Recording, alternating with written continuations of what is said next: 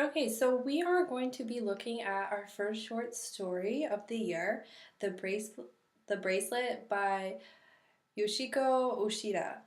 So, since I'm not here, you're going to watch this PowerPoint that I made into a video, and you're going to be taking notes um, along with the video. So, right now, you should pause the video and you should have open, if you don't already, your notes that I emailed to you, and you should have this video open so that you can take notes. So anytime that you need to write something down, you can either pause it or you can have them open side by side. So what we're going to be looking at or focusing on when we read this story is setting and characterization, which we will look at the very end of this PowerPoint. So the bracelet. So the bracelet, if you can look at these two pictures, is about a family who is sent to a Japanese internment camp. So some of you may have heard this before. It may be completely new to some of you. So this PowerPoint is going to give you a little bit more information about Japanese internment camps. So we're going to look at the who, what, where, and when, and why as to for Japanese internment camps. So make sure you have your notes out so you can fill them out as we do this PowerPoint. So first, we have some of these pictures we're looking at. So you can see that entire families were asked to go to these camps, and those couple bags were all that they could take. So a lot of the families, and you can see this happens in the story, and this is what happened in Germany as well, which we'll talk about, but they wore many, many, many layers. The more they could wear to the camp, the less they had to pack, because they were only allowed to pack maybe one bag each, two bags each, not very much for a whole family. And what they could not pack, they had to leave behind. So you can see in the picture, they all look very bundled up. The picture on the right, they all look like they're wearing a lot of jackets and they look very bulky. That could be because they're wearing a jacket with many sweaters and shirts underneath so that they can take as much as possible without packing it into their bags. So first we're going to look at what is a Japanese internment camp. So that is when the Americans forced the Japanese Americans, so the Japanese people who are living in America, into housing units called war relocation camps. So during this time, World War II, when there were these Japanese internment camps, people were very, very racist against Japanese people. So you can look at that picture there. It says, Japs keep moving. This is a white man's neighborhood. So because of Pearl Harbor and getting bombed by Japanese, the Americans were very angry and they were very racist, and so they took this anger and this racism and they forced all the Japanese Americans that were living in America into these relocation camps. So this meant that many of the families had to leave everything behind. So what they couldn't pack, they had to leave. And some of these families have been living in America for years. It's not like they had just come over from Japan and were they had been living in America for some of them over 20 years, 20, 30, 50 years even. And they were treated as enemies just because people from their country that their ancestors were from did something to America. So the internment camps were where the Japanese Americans were moved, and they're called also war relocation camps. So internment means under lock, and the housing units were actually guarded by police. So these people who did nothing wrong were treated like they were criminals. So they were moved to what was like a jail, although it wasn't called a jail. So these were people who did nothing wrong, and entire families, even kids, were put in these housing units that were like jail and guarded by police. So where did this happen? Mainly this was on the West Coast, like in California. You can see, like, let me see if I can get, no. So because Hawaii is close to the West Coast, and that's where Pearl Harbor happened, which was a bombing done by the Japanese to the US. And because many of the Japanese people lived on the West Coast, that's where a lot of the internment camps were.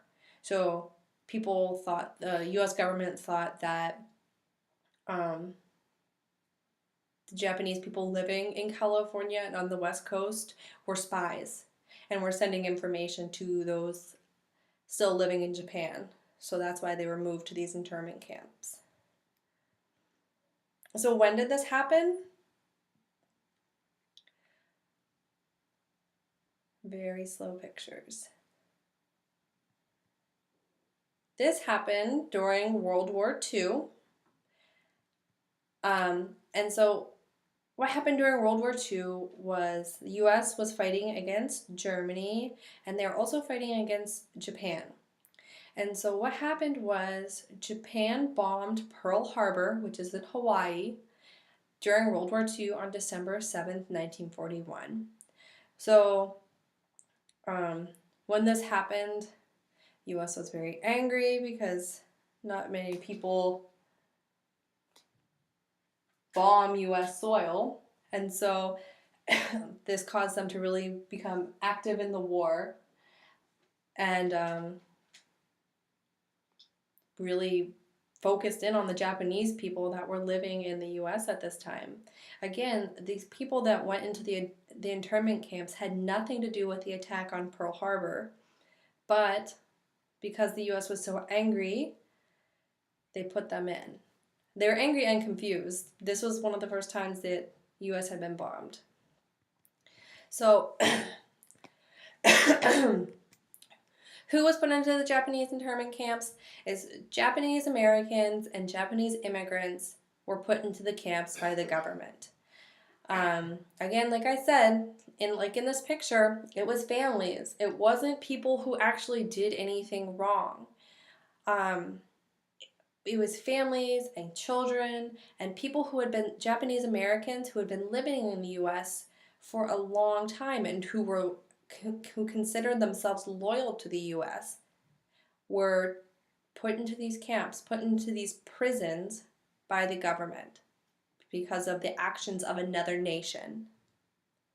So it would be like if you and your family moved to the United States and you considered yourselves US citizens, and then North Korea bombed the US and you were put in jail because of the actions of North Korea.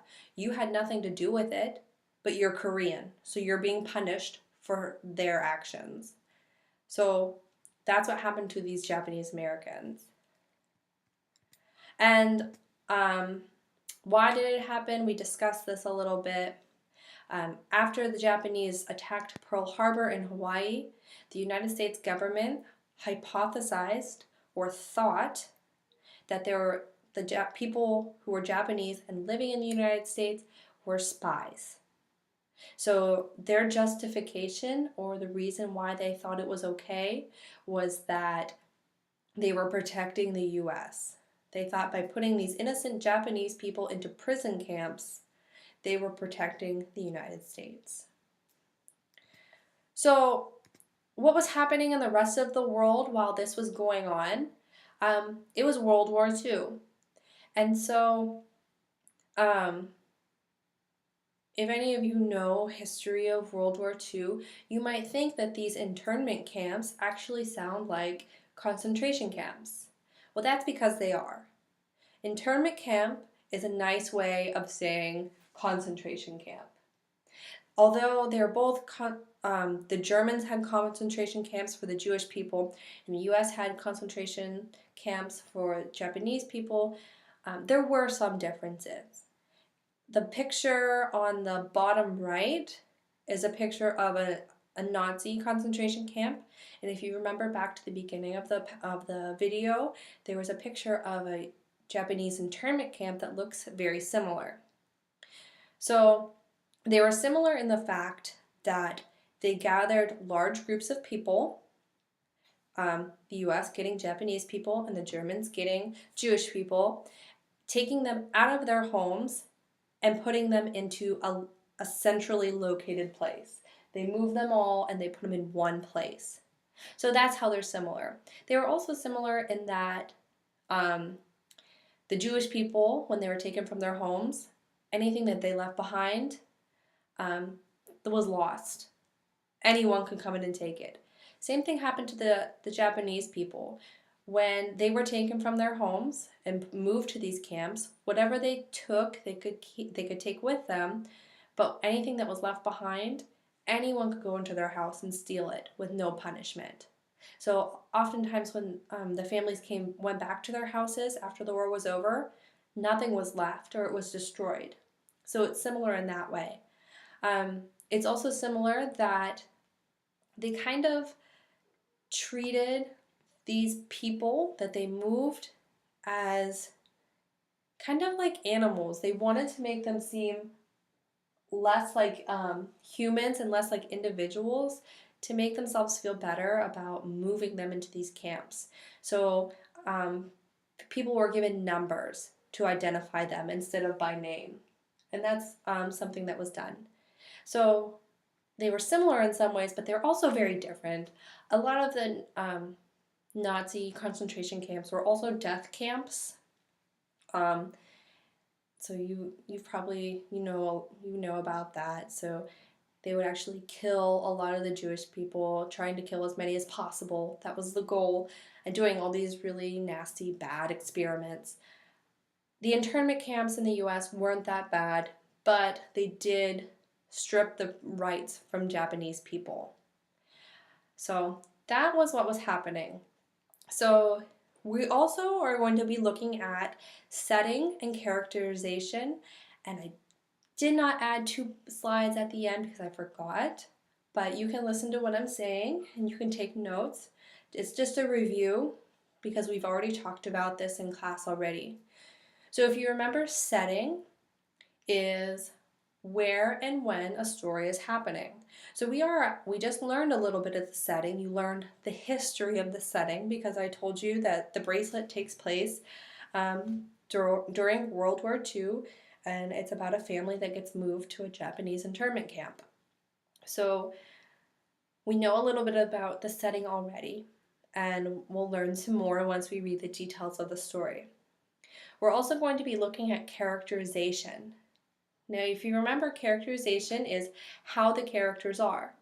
And we learn that through direct and indirect characterization. So if you remember, direct characterization is when the author tells us directly. Remember, Harry Potter. Harry Potter is brave. We know that Harry Potter is brave. How do we know? Because the author said Harry Potter is brave. But when we look at indirect characterization, that's when we know about a character by thinking about the situations that he or she is in and thinking about how he or she acts or what he or she says. So when J.K. Rowling describes Harry Potter going after Voldemort in the dark night and going after him alone, even though he was scared, we can infer that he's brave because of his actions of going after Voldemort alone in the dark. Okay, so you have a lot of background now for the story. You should be ready to read it, and I hope there's no questions. If you do have questions, please write them down on the bottom of your notes and be sure to ask them when you get back. Okay, or when I get back. All right.